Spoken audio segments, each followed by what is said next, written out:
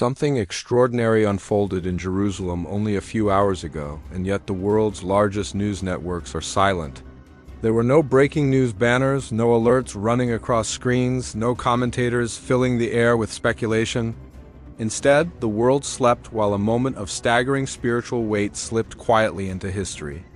And now that the dust is settling, the witnesses who were present can hardly piece together what they saw. Those who stood there describe it as surreal, something that felt ancient and futuristic at the same time, as though the walls of time had folded. It happened just before dawn, within the ancient layers of the old city where prophecy and memory hang suspended in the air. Long before shops opened, before the holy sites filled with footsteps and voices, a small gathering stood in one of the holiest places on earth. Among them was a priest who had been performing early morning prayers. Without warning, he lifted his voice and declared, "The final promise has come to completion." The sound struck the crowd with such force that even the birds perched on the rooftops fell silent. People felt a pull, an invisible weight that made their hearts halt for an instant. Witnesses describe an atmosphere so dense it felt like the world paused. The air thickened. The silence stretched. And something about those words spoken at such a precise moment, in such a loaded location, created an echo that seemed to shiver through centuries. This wasn't a dramatic gesture. It wasn't theatrics. He wasn't even speaking to a large audience. It was as if the words were drawn out of him by a force older than he was. Older than the stones beneath his feet. And the meaning of that statement may be among the most profound prophetic indicators of our lifetime. To understand why, you have to picture the setting. Imagine standing in the old city at dawn. The sky is bruised with the last shades of night. The moon is fading, but still strong enough to reflect off the golden tips of the ancient stones. The air is cold and carries the scent of old incense and dust, an aroma that belongs to this place alone. The ancient walls, weathered by generations of war, worship, and wandering, rise around you like silent witnesses. Jerusalem is not just another city. It is the heart of biblical prophecy, the stage where heaven's intentions repeatedly surfaced in human history. It has been shaken, rebuilt, conquered, redeemed, and promised again and again throughout Scripture. This is where God chose to place his name. This is where Abraham stood ready to lay Isaac on the altar of obedience. Genesis 22 1-19. This is where the temple once stood glowing with sacred fire. This is where prophets saw visions, kings walked, and angels descended with messages that altered the destiny of nations. Every rock in Jerusalem carries the weight of 1,000 stories. So when the priest opened his mouth in that environment and said, "The final promise has been completed," the words were not random. They sat in a sea of ancient meaning. To the small crowd gathered there, the phrase "final promise" struck like thunder.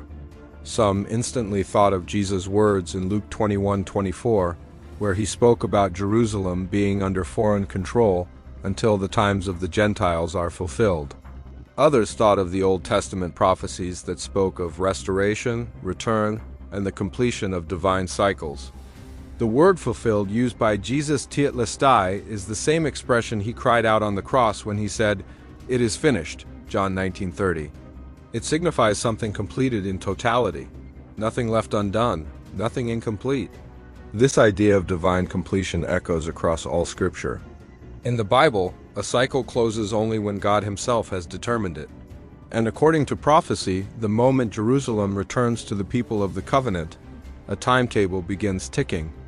This morning's declaration was voiced in the time known in Jewish tradition as Ashmoret HaBoker, the morning watch.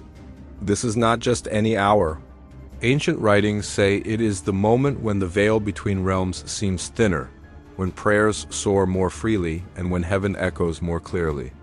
In temple times, it was the hour when priests rose to prepare the first offerings, symbolizing new beginnings. And dawn throughout the Bible is the hour when God acts decisively. Israel escaped Egypt as the morning broke.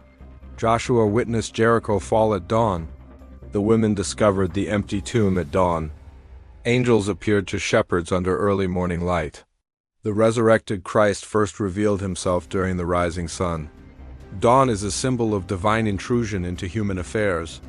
It is the moment where night surrenders and light asserts dominion. So, when the priest declared completion during this sacred time, many felt the timing was not accidental. Witnesses said it felt as if the morning light itself responded to that sentence, spreading slightly faster across the horizon as if stirred by the words. But to grasp the full weight, we must look at history. Jerusalem has been the spiritual epicenter of conflict for millennia. It has been conquered by the Babylonians, Persians, Romans, Byzantines, Crusaders, Ottomans, and the British Empire. For 2,000 years, the Jewish people were scattered across the earth while the city passed from empire to empire, seemingly becoming the world's most contested piece of land. Yet the prophets always spoke of a time when the people would return and Jerusalem would once again stand under their authority. That moment arrived in 1967 during the Six-Day War, when the city was reunited after nearly 2 millennia. Soldiers wept as they touched the stones of the Western Wall. It was a spiritual earthquake. Whether the world recognized it or not, prophecy had turned a page. Jesus pointed to this moment through the parable of the fig tree, Matthew 24:30-34.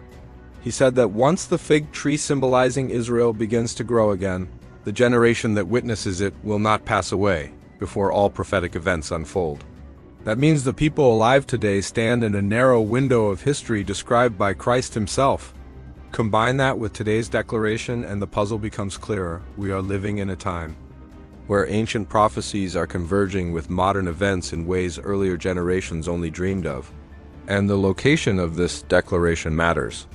It was spoken in the city God promised to call his dwelling place, Zechariah 8:3.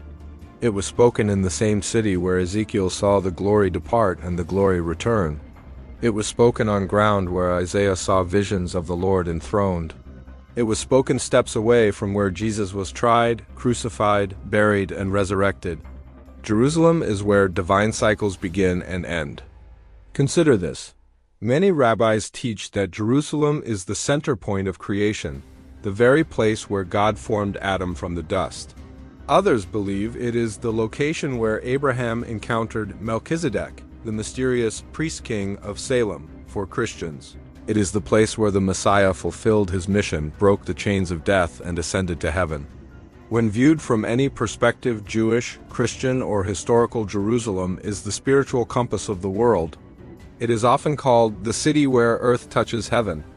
So when a proclamation of completion echoes through its ancient stones, one must pause and ask, what exactly has been completed, and why now? Different people interpreted the moment differently. Some saw it as a sign that the prophetic era described by Jesus is moving into a new stage. Others believed it marked a spiritual shift that heaven has been preparing for generations.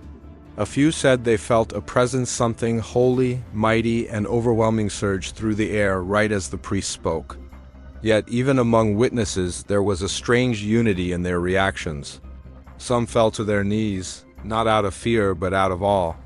Others covered their mouths, sensing that something sacred had just unfolded. A few were seen crying. One elderly man whispered, "I've waited my whole life for this." But not all responses were emotional. Some stepped back, recognizing the prophetic implications. They understood that declaring a promise fulfilled is not just a religious statement. It is an announcement that everything in the prophetic timeline has shifted into a new gear. And this brings us to another layer. Whenever something monumental happens in Jerusalem, it radiates outward spiritually, historically, and even politically. What begins as a whisper in the city often becomes a thunderclap across the world. Look at history. A shepherd boy became a king, and the world was changed. A young virgin said yes to an angel, and prophecy moved forward. A prophet cried out in the wilderness, and the Messiah stepped into his calling. A rabbi died on a Roman cross, and the entire course of history turned. Jerusalem births turning points. Even today, global powers still watch this small city more than any other. World leaders hold their breath whenever news breaks from Jerusalem. Major religions direct their prayers toward it. And despite its size, Jerusalem occupies a place in global consciousness that no other city can match. This is why today's declaration matters. The priest was not speaking as a politician.